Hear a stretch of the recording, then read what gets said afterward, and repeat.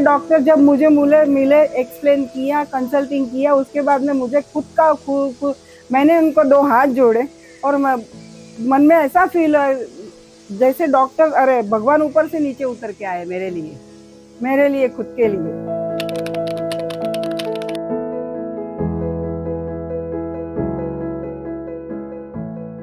So when Meeta ji came to us, उनके पास already diagnosed report था।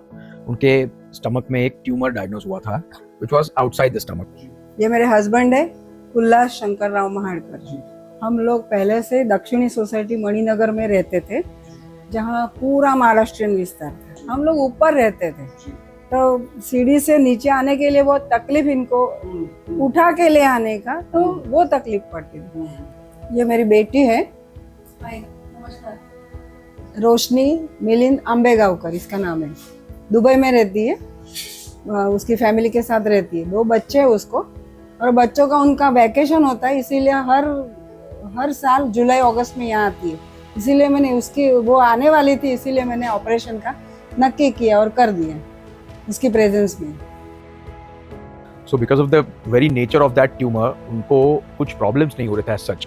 उनको ये जो भी डायग्नोस हुआ था वो it was during a very regular health checkup और ब्लड टेस्ट्स और सोनोग्राफी में उनको ये बताया गया था कि आपके स्टमक के आउटर वॉल में एक ट्यूमर है, जो हमारी लैंग्वेज में जिस्ट या लियोमाइमा बोलते हैं। 9 जनवरी मैं बॉडी चेकअप करने कच्ची भवन गई।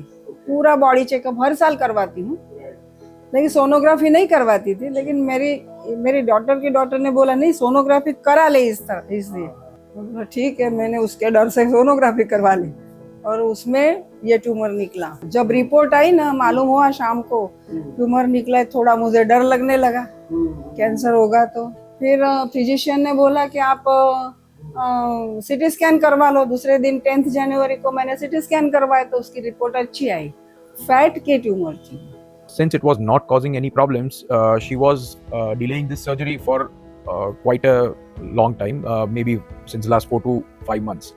And then just to check, she used to get her USGs and other radiology reports done just to check कि ये size increase हो रही है या नहीं हो रही है। तो सेकंड टाइम मैंने सोनोग्राफी की, 18 अप्रैल को मैंने सोनोग्राफी की तो उसका कम हो गया, 48 36 था, तो 42 32 हो गया साइज उसका ट्यूमर। इसीलिए मुझे विश्वास हो गया कि कोई बात नहीं, धीरे धीरे हो जाएगा। ठीक है, फिर से सोनोग्राफी करे तो फिर से ओरिजिनल आ गई। फिर टाइम आ गया, ऑपरेशन करना पड़ेगा ही।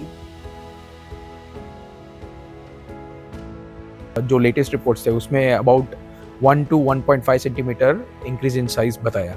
सो देन शी गॉट अलार्म्ड कि नहीं, अभी ये साइज इंक्रीज हो रही है तो I don't want to take any chances, what if this is a cancer. Then she got my name from one of her old doctors, and this doctor, who is also a friend of mine, referred her to me for further treatment. When she came to me, I told her that this does not look like a cancer, but it definitely is a tumor, which has to come out. Otherwise, it can turn into a cancerous kind, or maybe it can increase in size, which will cause further problems later on. So I told her that we have to take this out, and there are a couple of ways of taking this out. I explained her the risks and benefits of doing each and every part.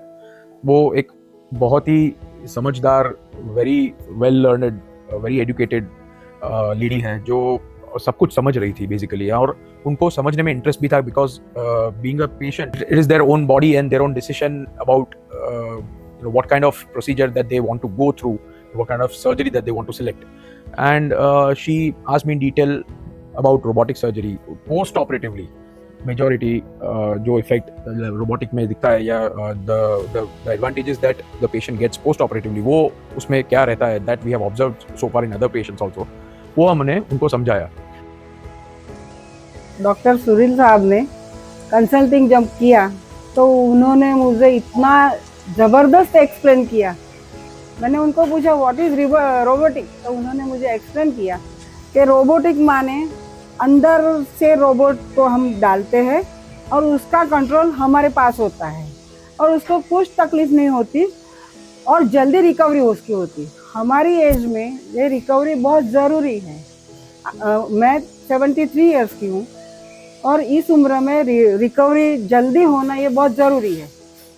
और मैंने उनको तुरंत ही बोल दिया कि robotic ही करने का है, और रोबोटिक किया, इतना अभी अच्छा लग रहा है। अगर वो नहीं होता तो क्या मालूम मेरी रिकवरी होती या नहीं होती इतनी जल्दी। दूसरे दिन से रिकवरी हो गई, उसी दिन से बोलोगे तभी चलेगा। And we did this surgery in about 1.5 to 2 hours, and the tumor was roughly of a size of a lemon, which was lying outside of the stomach. She recovered well. उनको 2 घंटा हमने observation में रखा post operatively, and she was in her room, and she started drinking liquids on the same day after 6 hours of surgery. ये मैं दिल से बोल रही है, ऐसा कुछ नहीं कि अच्छा हुआ इसीलिए नहीं। पैसे तो हर जगह लगते हैं, लेकिन मैं दिल से बोल रही है। डॉक्टर साहब यानी एक भगवान ऊपर से उतरे हम मेरे लिए, और अच्छा किया। मुझे मालूम भी नहीं हुआ क्या किया है उन्होंने।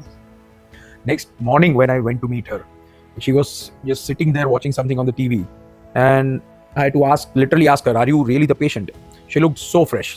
She looked like nothing has happened, and I asked her, "How is the pain? How are you feeling?" And she was like, "Doctor, I don't feel anything. It's like a magic that has happened, and somehow the tumor is out, and I am absolutely fine."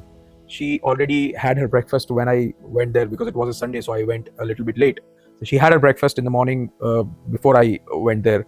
She was tolerating everything very well, and within 2 days she was out of the hospital. Doctor Sunil Vitware में मेरे लिए तो God है, भगवान है। उनके पास अगर किसी को जाना है तो मैं उनको यही एडवाइस दूंगी, इनके पास जाओ, सचमुच।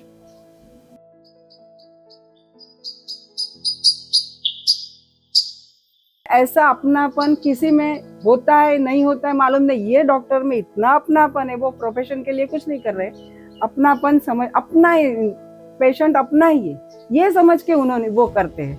उनके जैसा और कोई नहीं होगा, मेरे हिसाब से नहीं होगा। डॉक्टर को थैंक्स बोलती हूँ। सुनील साहब, आपको बहुत thanks. So this kind of builds up a lot of confidence in the patient, that once the patient feels like nothing has happened to them, उनको एक बार लगता है कि वो बहुत ही अच्छी तरह से रिकवर कर रहे हैं, तो वो अपने आप ही सोचने लगते हैं कि मैं कुछ भी कर सकूंगा, मुझे ऑपरेशन जैसा कुछ लग ही नहीं रहा है। और अगर एक बार ऑपरेशन जैसा नहीं लग रहा है तो उसके जो बेनिफिट्स पोस्ट ऑपरेटिवली मिलते हैं, like getting back to work, getting back to their day to day activities, not being dependent on the family members or any kind of helps that the patient might need after the surgery, वो सभी कुछ नहीं होता है। So basically it boosts up the confidence of the patient, and it also boosts up the confidence of the family members as well, कि ये इतनी अच्छी तरह से रिकवर कर रहे हैं कि हमको उनका ध्यान नहीं रखना है। तो सब, so even as a family, everybody can get back to work very quickly, and that's how robotic surgery is really becoming a boon for such patients. Love your gut.